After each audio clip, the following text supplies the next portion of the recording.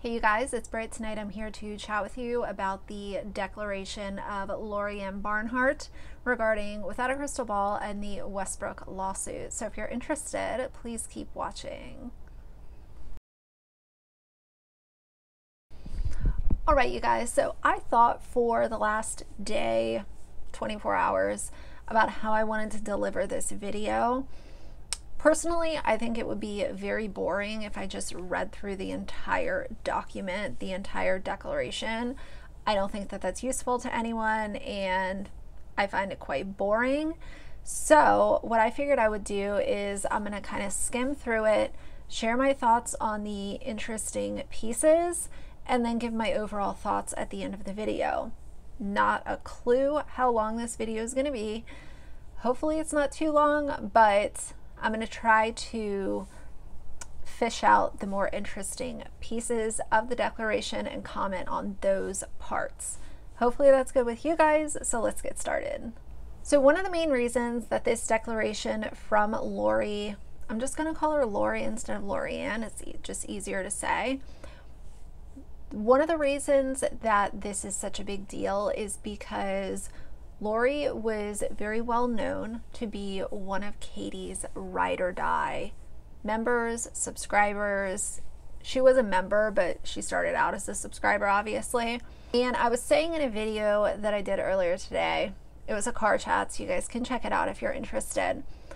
But I was saying in that video how something told me early on that Lori was going to end up flipping on Katie, because here's the way that I look at this. As a subscriber or a member of a YouTuber, I would have never, ever, ever even put myself in this situation to be basically doing Katie's bidding for her and being, you know, a guard dog or whatever you want to call it. I would have never put myself in that predicament.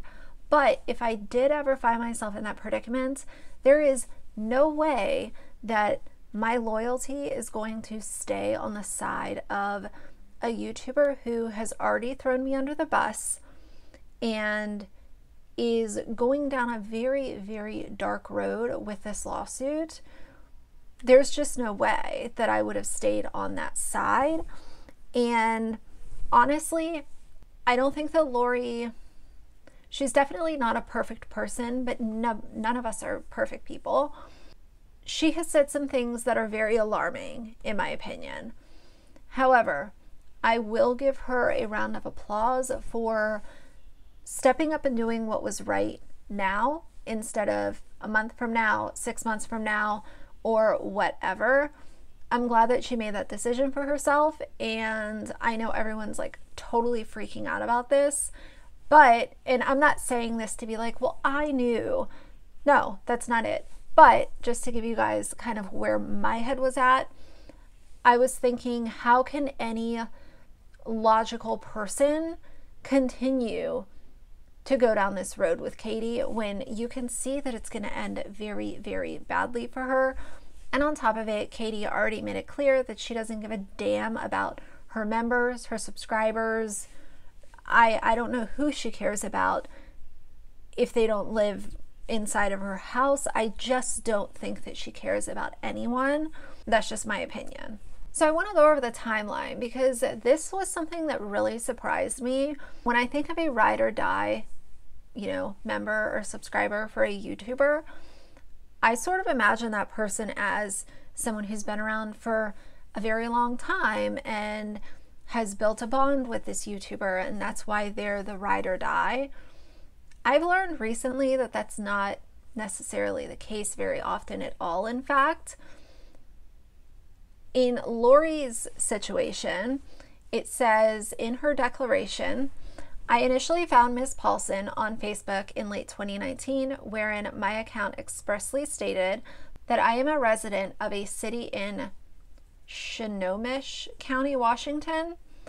So she and Katie became Facebook friends, and then she became a paying member of Katie's channel Without a Crystal Ball, which is obviously her main channel, from January 2020 through August of 2020. it's very interesting to me that in that short timeline, Lori found herself so enthralled with what Katie was doing on YouTube that she would go to bat for this woman who, some of the things that Lori has said to other people in defense of Katie is just mind-blowing. And then to see that she was only a paid member for 8 months, and she had just met Katie late in 2019. So you didn't even know this woman for a year, and you're going to bat for her on Twitter and going at, anyone that has any amount of criticism or negative feedback. So it goes on to say that Lori and Katie were communicating on a very frequent basis, and it was never less than several times a week. She also communicated with Katie via email and direct messages. She makes it a point to say that she developed the reputation of being her fierce protector. I just think that that's weird, if I'm going to be really honest. I said this earlier.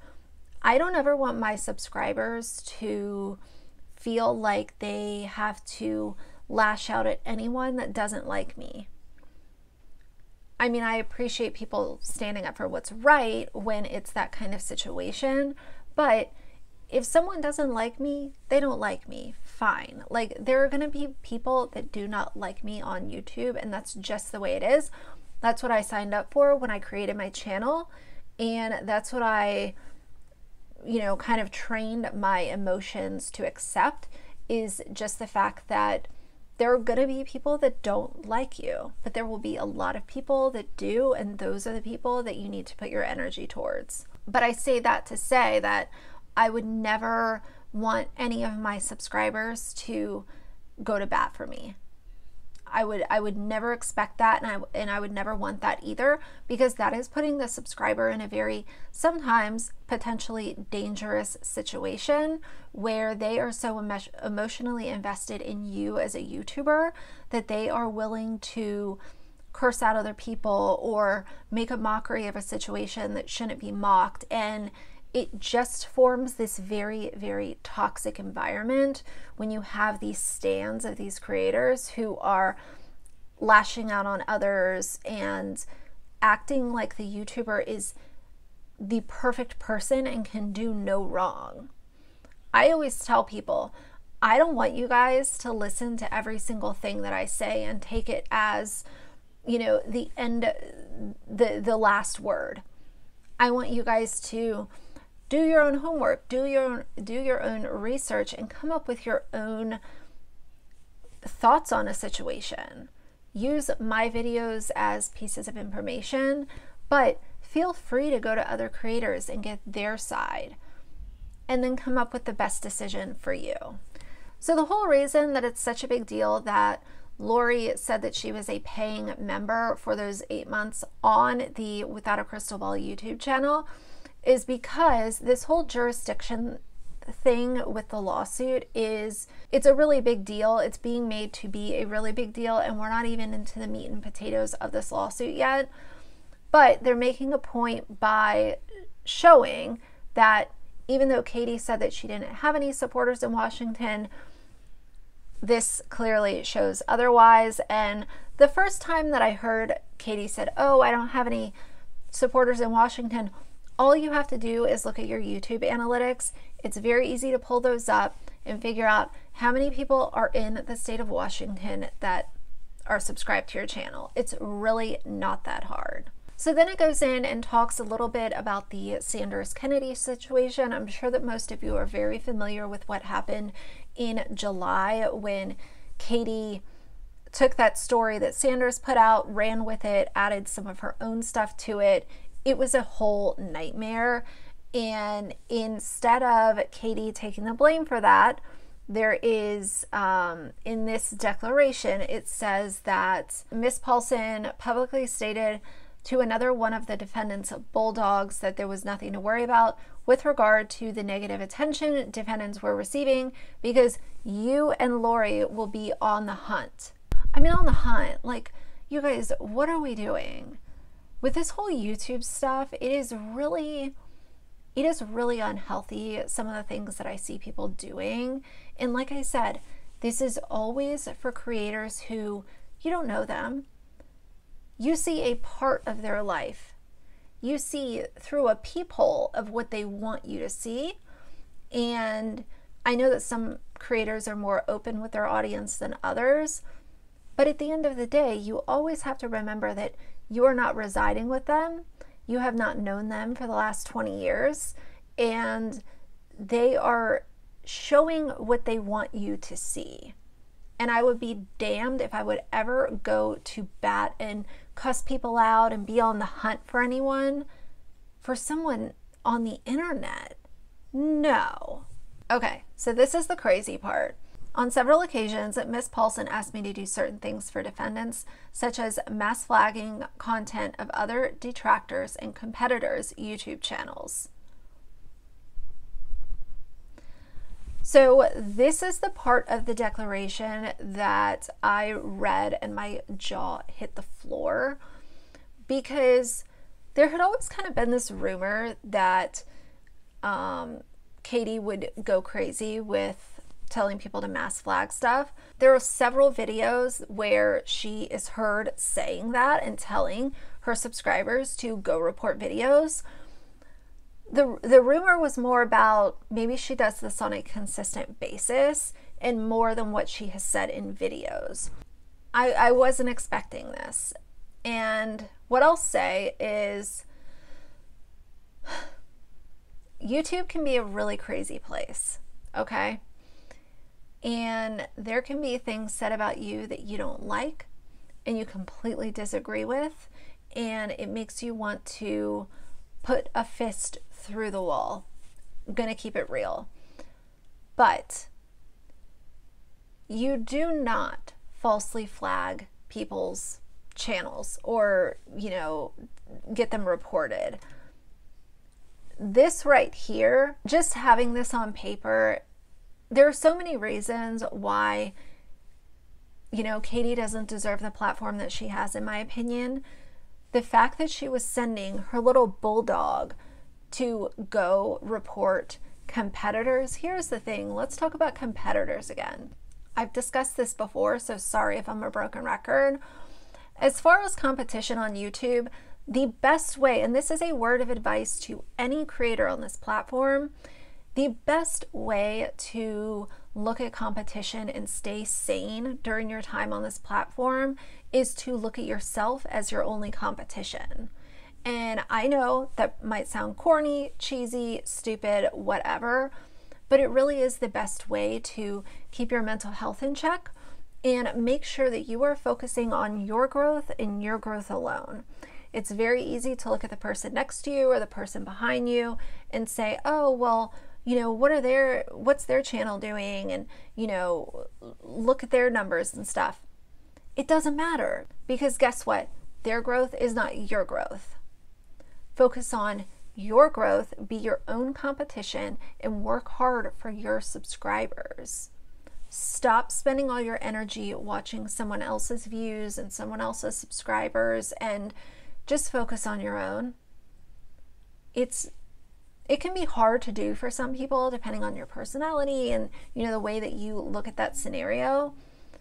But if you can get to the point where you're just focused on your own and you can really say, I look at myself as my only competition, it is such a good place to be at on this platform, in my opinion. It goes on to say, defendants would ask me and others to help mass flag competitors' YouTube channel that made negative comments about defendants in order to have their platform demonetized or taken away. That is so dark and so wrong, you guys. Like, that makes me so, so angry. For a long time, I delivered Katie concise criticism, but at the end of the day, I've always said, here's some advice. She could have turned this around a long time ago, but when I see stuff like this, there are certain things that I just can't look past, and telling your subscribers to go mass flag someone just because they have an opinion about you or you think they're making too many videos about you is the lowest of low, in my opinion. It goes on to say, sometimes the orders to mass flag someone's channel or content were made by Ms. Paulson publicly, and sometimes the orders were sent by Ms. Paulson to me in private messages on Twitter. So that's exactly what I was saying. She has been caught on video saying that, but it's exactly what I thought was going on, where a lot of this was secretive and it was going on in DMs on Twitter. One such account I was told to flag was Lil Red, a YouTube creator and competitor of defendants who was publishing negative comments regarding Miss Paulson. I don't really look at Lil Red as a competitor of Katie because they don't make similar content. Red's channel, and I haven't been over there in a while, but to my knowledge, Red's channel was solely focused on Katie. So if her primary focus, I don't want to say sole, but a lot of her videos have to do with Katie and reacting to what Katie's up to.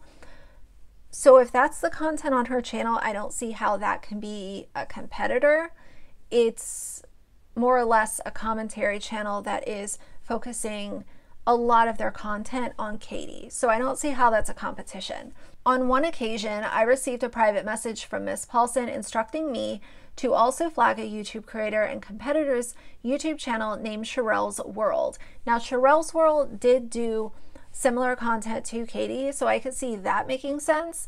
But as far as Red's channel, their content, to my knowledge, was not similar. As her agent, I followed her directions as requested and reported the channels to YouTube for having inappropriate content. This is really just so insane, you guys. Like, falsely reporting videos or falsely reporting channels is against terms of service.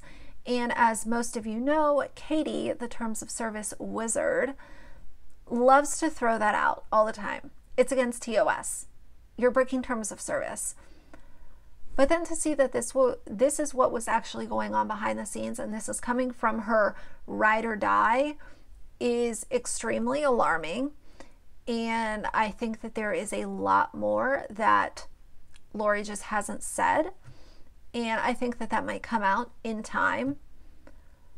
But in my opinion, and I've said before, I'm not the gatekeeper for YouTube or YouTube creators, but someone who does this does not deserve a platform. Defendants would also use me as their agent to perform other tasks, such as deliver messages to people on Twitter that defendants had blocked. Below is a true and correct screenshot where directions were given. So she goes on to say, in August 2020, I began to disagree with the toxic environment Ms. Paulson was creating with her content, and I can completely see why she came to that conclusion. As such, I began to distance myself from being defendant's agent that would do defendant's bidding and defending, and I canceled my membership. Ms. Paulson was disappointed. And then Katie put out a tweet that said, Lori, I adore you. You know that. That doesn't change. And that was on August 13th. So she goes on to share that Katie's attorney, Mr. Brown, has also done some very, very, very, in my opinion, unethical things as an attorney. I'm not going to break that part of this declaration down. If you guys want to read it, you can. There's several other channels that have read the entire declaration. I'm not here to do that because, frankly, I think it's kind of boring to just read the whole document. But if you are interested or haven't heard or seen it, you can definitely see it on many other channels. So here's what I'll say. I think that there are going to be a lot of other things coming out from Lori regarding the receipts, and as far as, you know, receipts and what her behind the scenes friendship was like with Katie. And I think that there's going to be more bombshells. I think that there's going to be more jaw hitting the floor moments. Again, I will give Lori a round of applause for doing the right thing when she did it instead of continuing to wait and stan Katie, even though she was cultivating this toxic environment and sending her members or moderators out to do her dirty work and, you know, go to bat and cuss out people. I want to bring this video to a close by saying this, because anytime I see a specific encounter or situation like this, I try to say, well, what can the learning lesson be as far as, is there anything that we can take away from this? The thing that I think that we can take away from this, at least one of the things, is that if you are a moderator or a member of a YouTuber who you know for a fact is creating a very toxic environment behind the scenes, or asking members or moderators to go do their dirty work, or you find yourself going to bat for a YouTuber on Twitter or on Instagram, you might want to reevaluate the creator that you're supporting, because that is not normal behavior. YouTube is intended to be a place where people can come to unplug, unwind, feel like they're appreciated. I get that. As your subscriber number goes up, it can be difficult to feel like you're talking to every single one of your subscribers, but I do think that it's feasible to let them know that they're appreciated. But if you are utilizing your platform to create a, you know, bullying kind of environment, or just spill toxicity all over the place all of the time, as the YouTuber, you need to reevaluate and check your heart. But if you are a subscriber to someone like that, I would encourage you to spend your social media currency elsewhere, because that is not normal. None of that is normal. All of this kind of stuff where she has people, you know, talking to people that she's blocked, and then the mass flagging and trying to paint creators who have an opinion as haters or trolls, all of it is far too much. And I would be damned if I would ever, ever, ever put my name or my integrity on the line for a YouTuber that doesn't give a fuck about me, and all that they're doing is cultivating this really, really toxic environment that somehow I'm a part of. I would not want any part of it, and I would pull myself out if I ever felt like I was getting swept up in it, because my energy is better spent elsewhere and my time is better spent elsewhere. It's all too much, but I'm glad that Lori came out and did the right thing. Like I said, bravo to her. And we'll see what else happens going forward. I'll be interested, and I will continue to provide commentary as things happen that are worth talking about. And before I let you guys go, I do want to say one thing real quick about cancel culture. So when you think about, you know, so many people are against cancel culture. Cancel culture is so bad. It's so toxic. But a lot of times the creators that are sitting up on their platform saying, you know, cancel culture, or everyone's trying to cancel me, or, you know, nobody likes me, they're just a bunch of haters, they're trying to bring me down. When it comes to creators like that, what I've learned is, from my seats, a lot of times they are the ones who are in fact trying to cancel other people on this platform, or silence subscribers who have questions or comments. So think about that, because sometimes the ones that are the loudest are the ones that are actually cultivating the mess behind the scenes. So anyway, that's all that I have to say. I hope that you guys like the video. If you did, please leave a like and a comment. And if you'd like to see more from me in the future, please subscribe. I'll see you guys soon. Bye.